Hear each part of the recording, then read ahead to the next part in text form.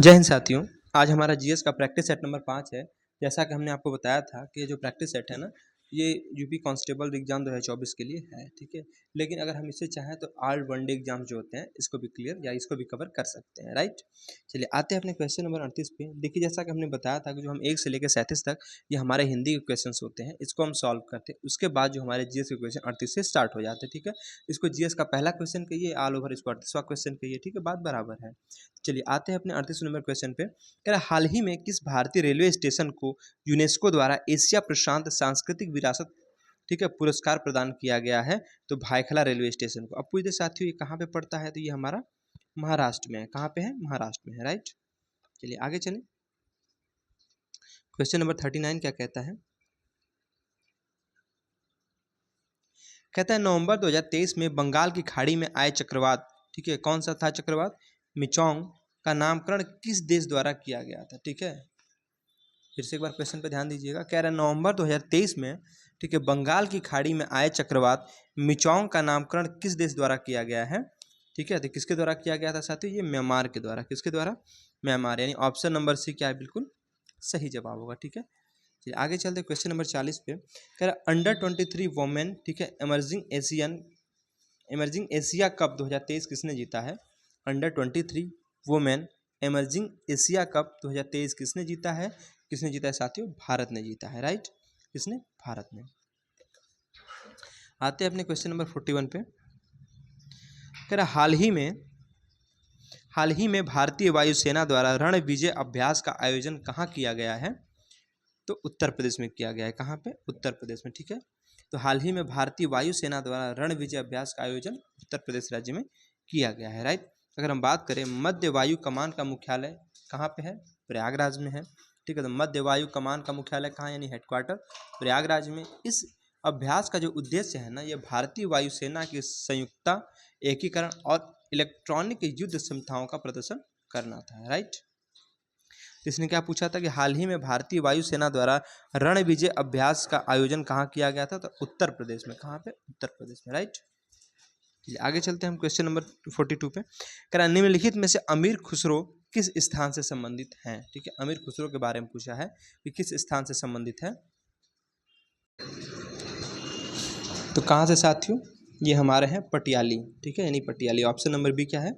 बिल्कुल सही जवाब है। देखिए अमीर खुसरो का वास्तविक नाम अगर आपसे पूछे तो अबुल हसन है। कौन? अबुल हसन, ठीक है। तो अमीर खुसरो का वास्तविक नाम अबुल हसन यामिनुद्दीन मोहम्मद था, ठीक है। अगर बात करें अमीर खुसरो की, देखिए इनका जो जन्म हुआ था ना, ये उत्तर प्रदेश के कासगंज जिले के, ठीक है, पटियाली नामक ग्राम में हुआ था, ठीक है। तो यहाँ उनका जन्म कहाँ हुआ था? उत्तर प्रदेश के पटियाली नामक गाँव में हुआ था, ठीक है।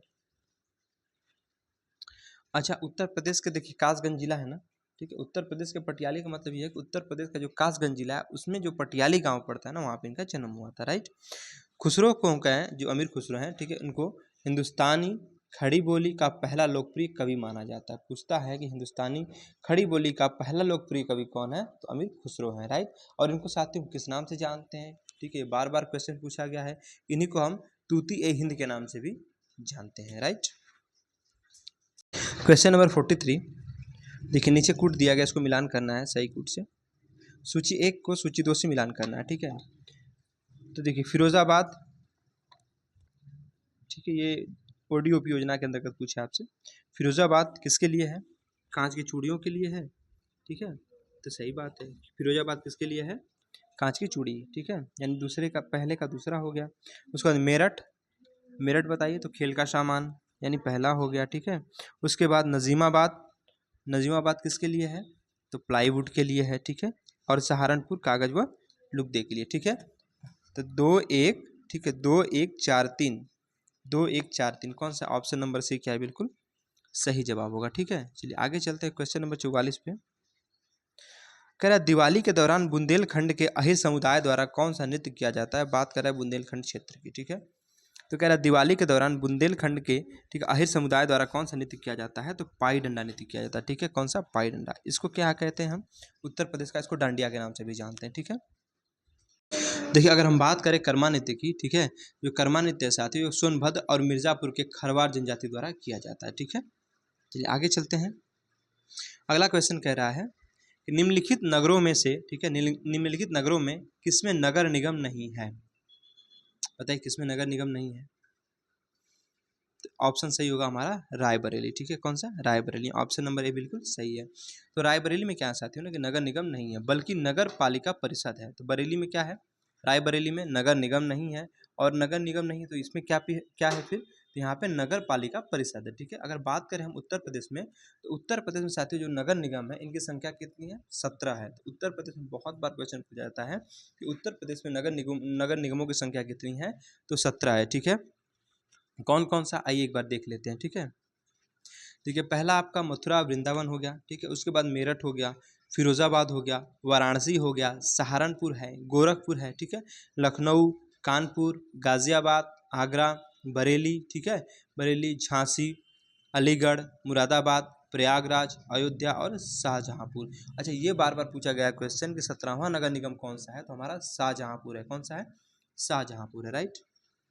तो हमने यहाँ पे क्या आपसे पूछा था कि कौन सा ऐसा, ठीक है, कौन सा ऐसा जनपद है जिसमें नगर निगम नहीं है? तो नगर निगम किसमें नहीं है? रायबरेली में नहीं है, ठीक है। किसमें? रायबरेली में। यहाँ पे क्या है फिर? यहाँ पे नगर पालिका परिषद है, ठीक है। अच्छा, हमने आपको ये भी बताया कि उत्तर प्रदेश में वर्तमान में नगर निगमों की संख्या कितनी है? 17 है। 17वां कौन सा है? शाहजहांपुर है, ठीक है। कौन कौन सा हमने बताया? पहला आपका मथुरा था, दूसरा मेरठ था, तीसरा फिरोजाबाद, चौथा वाराणसी, पाँचवां सहारनपुर, छठवां गोरखपुर, सातवां लखनऊ, आठवां कानपुर, नौवां गाजियाबाद, 10वां आगरा, 11 बरेली, 12 पे झांसी, 13 पे अलीगढ़, 14 पे मुरादाबाद, 15 पे प्रयागराज, 16 पे अयोध्या और 17 पे शाहजहांपुर है, राइट। आते हैं अगले क्वेश्चन पे। क्वेश्चन नंबर 46 कह रहा है उत्तर प्रदेश में उर्दू को द्वितीय राजभाषा घोषित किया गया था, कब किया गया था ये बताइए? 1989 में किया गया था, ठीक है। यानी ऑप्शन नंबर सी क्या है? बिल्कुल सही जवाब होगा, ठीक है। देखिए, अगर हम बात करें कि वर्ष 1989 में उत्तर प्रदेश सरकार ने उत्तर प्रदेश राजभाषा संशोधन अधिनियम 1989 पारित करके उर्दू को राज्य की दूसरी राज्यभाषा घोषित कर दिया था, ठीक है। अच्छा, अगर पूछ दे कि उत्तर प्रदेश की प्रथम राजभाषा कौन सी है, तो हमारी हिंदी है, ठीक है। कौन सी है? हिंदी है, और दूसरी उर्दू है ना। चलिए आगे चलते क्वेश्चन नंबर 47 पे। कह रहा है प्रसिद्ध संगीतज्ञ गिरिजा देवी किससे संबंधित हैं? ठीक है, प्रसिद्ध संगीतज्ञ गिरिजा देवी संबंधित हैं किससे? बताइए, लखनऊ घराने से, आगरा घराने से, बनारस घराने से या ग्वालियर घराने से? किससे संबंधित हैं ये बनारस घराने से संबंधित है, ठीक है। नहीं, ऑप्शन नंबर सी क्या होगा? बिल्कुल सही जवाब होगा, ठीक है। देखिए, प्रसिद्ध संगीतज्ञ गिरिजा देवी का जो संबंध है वो बनारस घराने से है, ठीक है। यह प्रसिद्ध भारतीय शास्त्रीय गायिका थी। कौन सी थी? शास्त्रीय गायिका थी। ठुमरी गायन को पुरस्कृत करने तथा इसे लोकप्रिय बनाने के कारण इन्हें ठुमरी की रानी कहा जाता है। क्या कहा जाता है? ठुमरी की रानी कहते हैं, ठीक है। गिरिजा देवी को भारत द्वारा, ठीक है, कला के क्षेत्र में पद्मश्री कब? 1972 में दिया गया था, पद्म भूषण 1989 में और पद्म विभूषण 2016, ठीक है, से क्या इनको पुरस्कार से सम्मानित किया गया था, राइट। आगे चलते क्वेश्चन नंबर 48 कह रहा है प्रधानमंत्री कौशल विकास योजना किस वर्ष आरंभ की गई थी? ठीक है, प्रधानमंत्री कौशल विकास योजना किस वर्ष आरंभ की गई थी? तो 2015 में की गई थी। कब? 2015 में, ठीक है। चलिए, इसके अंतर्गत हम बात करें कि प्रधानमंत्री कौशल विकास योजना का जो मुख्य उद्देश्य है ना, ये बेरोजगार युवकों को निःशुल्क लघु अवधि कौशल प्रशिक्षण प्रदान करके देश में कौशल विकास को बढ़ावा देना है, ठीक है। और कौशल प्रमाणन के लिए युवाओं को मौद्रिक पुरस्कार प्रदान करके इसे प्रोत्साहित किया जाता है या करती है, राइट। आगे चलते क्वेश्चन नंबर 49 पे। खेलों के संबंध में वाडा का अर्थ बता दीजिए। वाडा का क्या अर्थ है? तो वाडा का है वर्ल्ड एंटी डोपिंग एजेंसी। क्या है? World anti doping agency, right.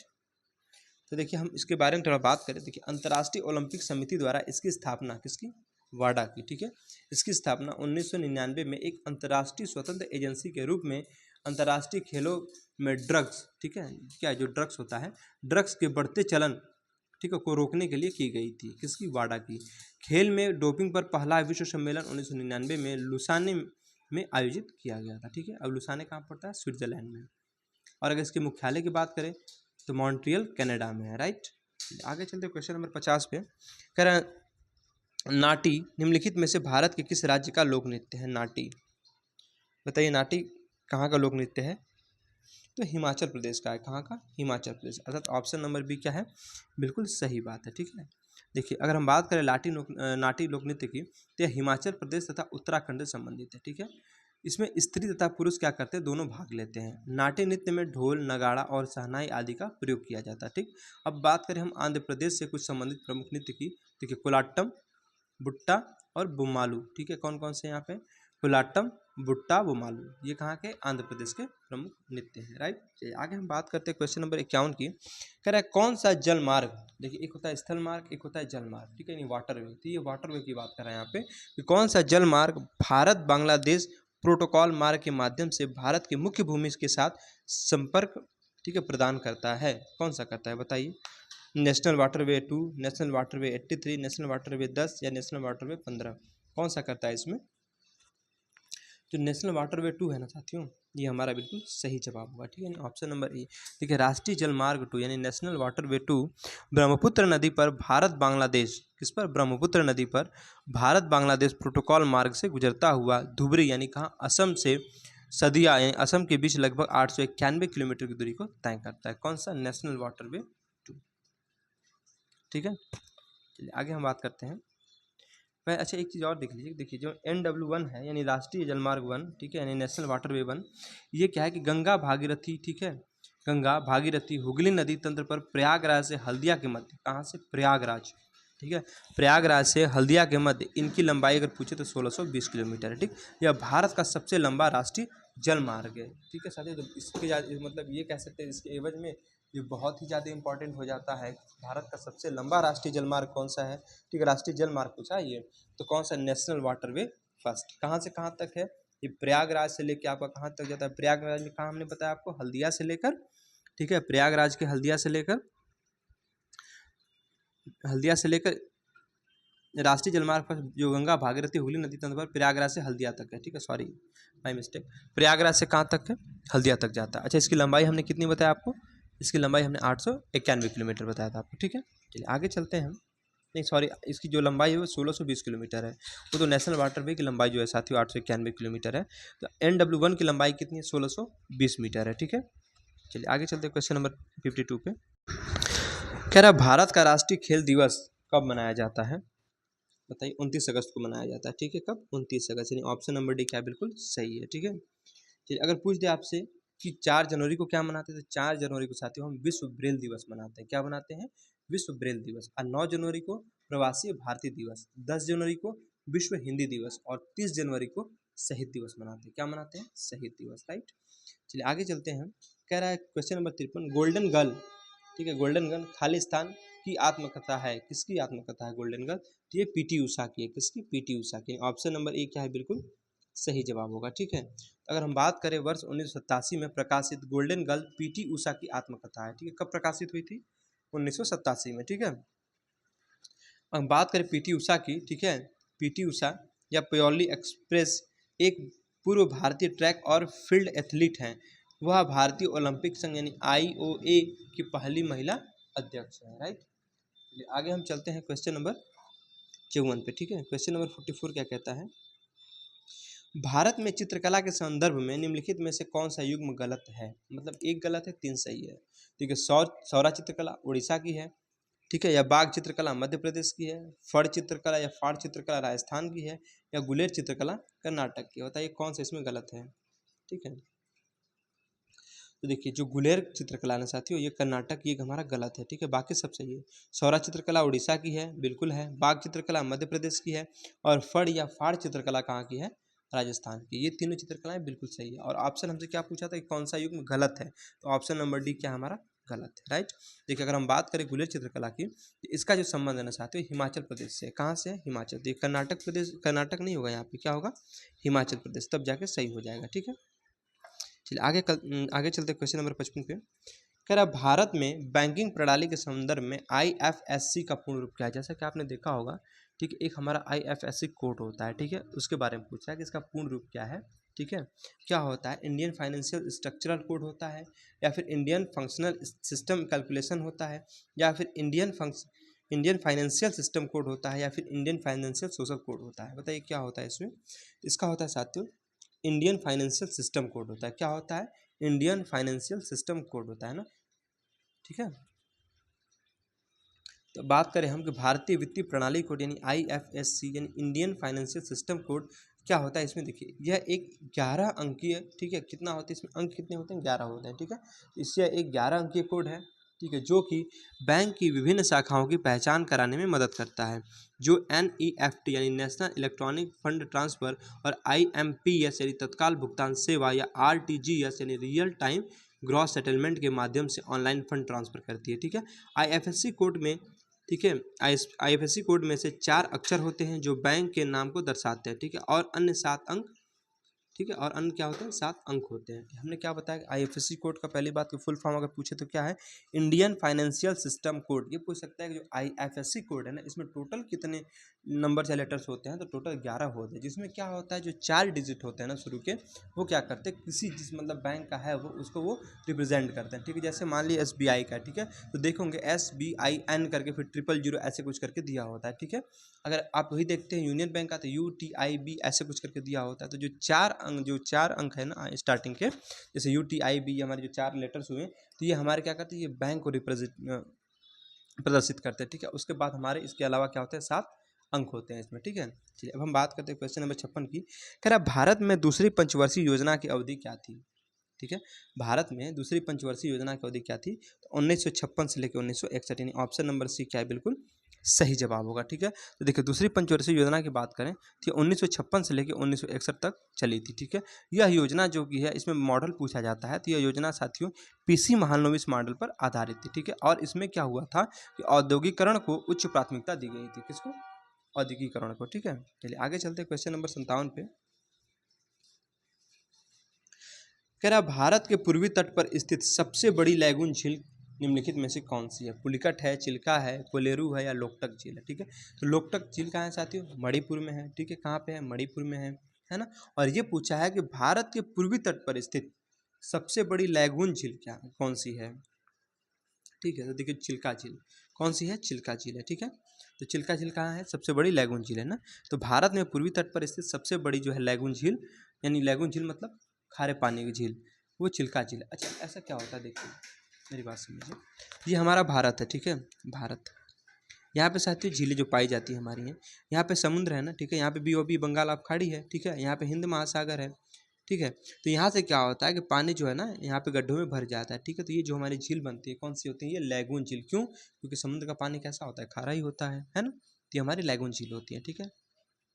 चलिए एक है साथियों बहुत बार पूछा गया है कांवर झील, तो कांवर झील कहाँ की है, ठीक है, यानी विसर्प झील वो बिहार की है, राइट। चलिए आगे हम चलते हैं, कौन सा क्वेश्चन हमारा अब है, क्वेश्चन नंबर 58। कह रहा भारत में काली कपास मृदा की संरचना निम्नलिखित में से किसके अपक्षय से हुई है, ठीक है।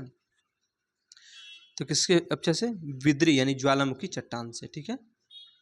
अब देखिए हमने क्या बताया था, जो ज्वालामुखी जहाँ चट्टानें होती हैं साथी ना, जो ज्वालामुखी जहाँ पे होती है वहाँ पे ज़्यादातर काली मिट्टी पाई जाती है, क्यों, वहाँ पे काली मिट्टी साथियों किसकी खेती के लिए ज़्यादा अच्छी मानी जाती है, तो कपास की खेती के लिए बहुत ही अच्छी मानी जाती है। तो क्वेश्चन क्या किया था कि भारत में काली कपास मृदा की संरचना निम्नलिखित में से किसके अपक्षय से हुई है, तो विदरी फिसर यानी कि ज्वालामुखी चट्टान से, है ना।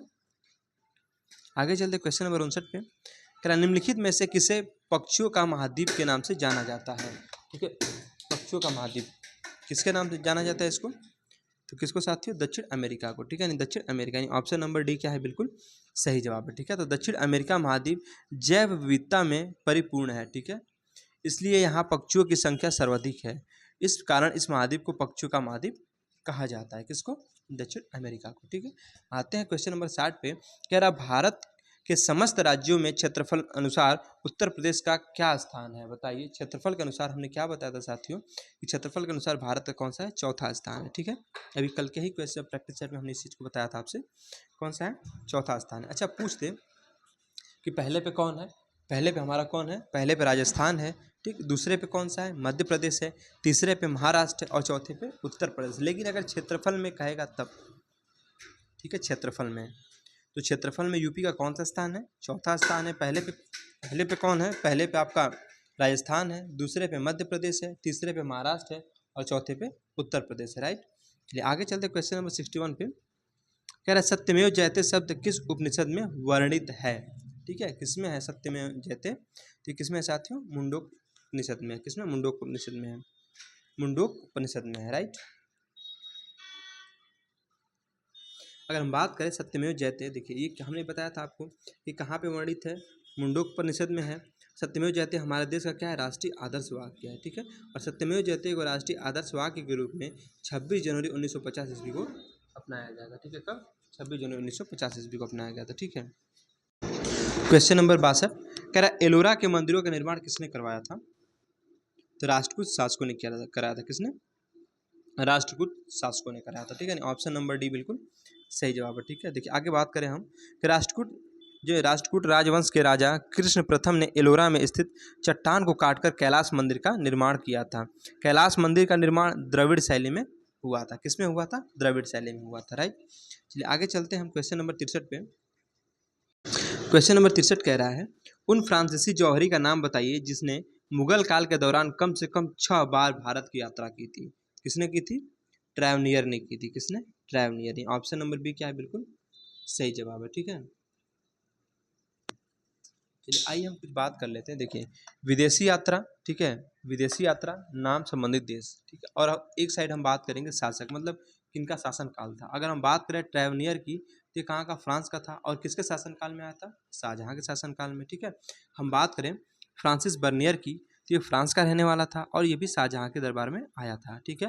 पीटर मुंडी, वेरी इंपॉर्टेंट, कई बार पूछा गया है। पीटर मुंडी ब्रिटिश था, ठीक है। और किसके शासनकाल में आया था? शाहजहाँ के शासनकाल में आया था। और निकोलो मनुची, ठीक है, इटली का रहने वाला था, ये भी शाहजहाँ के शासनकाल में आया था। कैप्टन हॉकिंस तथा सर टॉमस रो जो कि ब्रिटिश के थे, कहाँ, किसके दरबार में? जहांगीर के दरबार में, यानी उस समय जहांगीर का शासनकाल था। और रॉल्फ फिंच जो है, ये भी बहुत बार पूछा गया है, रॉल्फ फिंच, ये ब्रिटिश जो था, ये किसके शासनकाल में? अकबर के शासनकाल में आया था, राइट। चलिए आगे चलते क्वेश्चन नंबर 64 पे। क्वेश्चन नंबर 64 क्या कह रहा है? कर्जन ने पुलिस प्रणाली की कार्यप्रणाली की, ठीक है, कर्जन ने पुलिस प्रणाली की कार्यप्रणाली की जांच करने के लिए, ठीक है, जांच करने हेतु निम्नलिखित में से किस आयोग की नियुक्ति की थी? किसने की? किस आयोग की नियुक्ति की थी? तो फ्रेजर आयोग की नियुक्ति। किसने की थी? फ्रेजर आयोग की नियुक्ति, ठीक है। आगे चलते क्वेश्चन नंबर 65 पे। कह रहा निम्नलिखित में से किस संस्था से मदन मोहन मालवीय का नाम संबंधित है? किस संस्था से मदन मोहन मालवीय का नाम संबंधित है? तो किससे? बनारस हिंदू विश्वविद्यालय से, यानी BHU से। आइए इसके बारे में कुछ बात कर लेते हैं। देखिए बनारस हिंदू विश्वविद्यालय की अगर स्थापना पूछे आपसे तो 1916 ईस्वी में की गई थी। कब? 1916 ईस्वी में। अच्छा, किसके द्वारा? मदन मोहन मालवीय द्वारा और एनी बेसेंट के सहयोग से की गई थी, ठीक है। किसके सहयोग से? मदन मोहन मालवीय द्वारा स्थापना की गई थी, वो भी एनी बेसेंट के सहयोग से, राइट। अब बात करें हम मदन मोहन मालवीय से संबंधित महत्वपूर्ण तथ्य। देखिए 4 बार भारतीय राष्ट्रीय कांग्रेस के अध्यक्ष निर्वाचित थे। कितनी बार? 4 बार, ठीक है। और महामना की उपाधि से विभूषित भी थे। और अभ्युदय, ठीक है, सॉरी, अभ्युदय तथा लीडर पत्रिका के संपादक थे। पूछता है कि अभ्युदय तथा लीडर पत्रिका के संपादक कौन थे? तो हमारे कौन थे? ये मदन मोहन मालवीय थे, राइट। क्वेश्चन नंबर 66, निम्नलिखित में से कौन संविधान सभा की संघीय संविधान समिति का अध्यक्ष था? तो जवाहरलाल नेहरू जी थे। कौन? जवाहरलाल नेहरू, यानी ऑप्शन नंबर 1 क्या है, बिल्कुल सही जवाब है, ठीक है। अगर हम बात करते हैं, देखिए प्रमुख समितियां और उनके अध्यक्ष के बारे में बात करें। देखिए पहली समिति अगर हम बात करते हैं संघीय संविधान समिति की, इसके अध्यक्ष जवाहरलाल नेहरू जी थे, ठीक है। और प्रक्रिया नियमन समिति के डॉक्टर राजेंद्र प्रसाद थे।